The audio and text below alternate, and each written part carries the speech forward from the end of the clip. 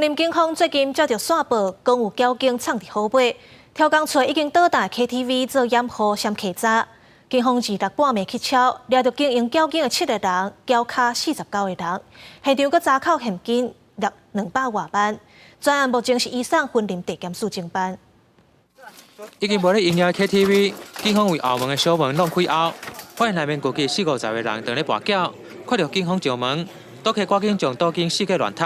但嘛是被威宁的警方一查到，害怕钱被没收，所以在现场四处的沙发、夹缝处，还有身上鞋子里到处的藏钱，然后总共查获抽头金达42万余元，另外没收的赌资有221万余元，总共查扣现金总共是264万。 警方表示，10月初接到线报，有流动的赌场流传到后尾辖区。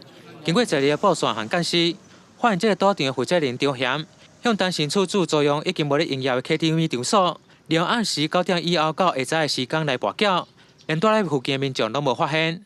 他们利用这个歇业的 KTV 场所，可能就是这个处所，他们觉得比较安全。 场地又比较大，原本这个 KTV 就是有一个利用那个舞池，来当他们在聚赌的地方。是阮会转去啊，透早8点就来啊，拢是安尼上下班啊。所以平常时拢做真正常。无感觉什么异样呢？系啊。超过半年无咧营业 KTV 变赌场，搁可以避开一般民众的做事时间，大后完全唔知才有民众直接跋筊。